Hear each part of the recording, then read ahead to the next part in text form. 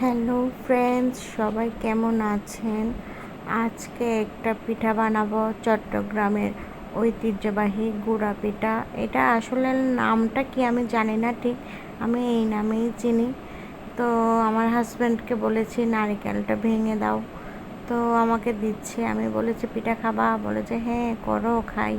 ঘরে বসে বসে বৃষ্টির দিনে কোথাও তো যেতে পারছি না, তাহলে বাসায়ই করি সব কিছু। তো নারিকেলটা ভেঙে নিয়েছি, আমিও চুলাতে বসিয়ে দিয়েছি। বলছি খেজুর রসের পিঠা খেলে কেমন হয়, তো খেজুরের রস দিয়ে পিঠা বানাবো। দুধ আর খেজুরের রস দিয়ে বসিয়ে দিয়েছি। আর আমিও গুঁড়া পিঠাগুলো কেটে নিয়েছি কিছুটা টাইম ধরে, প্রায় 1 ঘন্টা ধরে এগুলো কেটে নিয়েছি। আমরা 3 জনে খাবো, তাই সিম্পল করেই করছি আর কি। এই নারিকেল কুড়ে নিয়েছি, তারপরে এই যে এটা হচ্ছে খেজুরের রাব, আমি যে কিনে রেখেছিলাম 6 কেজি, এই যে শেষ করছি আর কি সারা বছর আস্তে আস্তে করে। তো চলে আসছি রান্না করতে। এই যে এই যে এখন দিচ্ছি আর কি। এই পিঠাগুলো আস্তে আস্তে দিতে হবে, যাতে একটার গায়ের সাথে একটা লেগে না যায়, এই জন্য।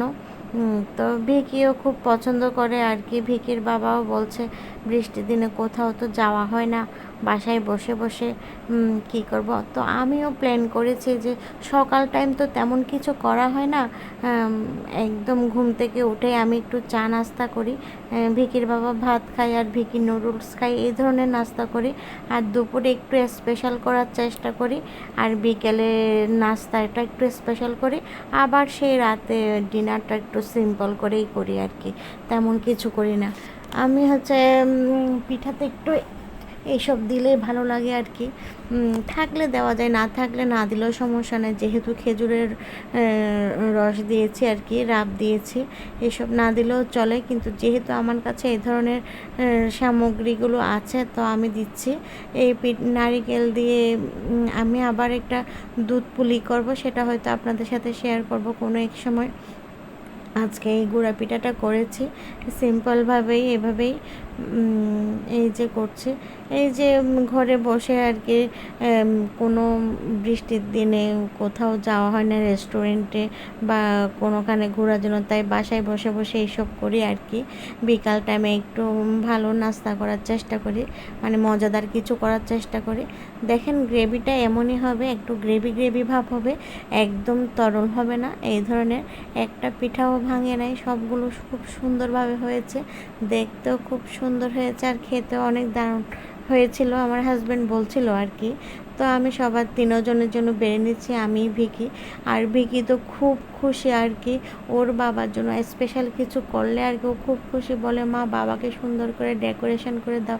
দেখেন আগে ভাগে টেবিল টেনে দিচ্ছে যেন বাবাকে দেই, তো বাবার সামনে দিচ্ছে সুন্দরভাবে, সে খাবে, বাবাকে দিবে।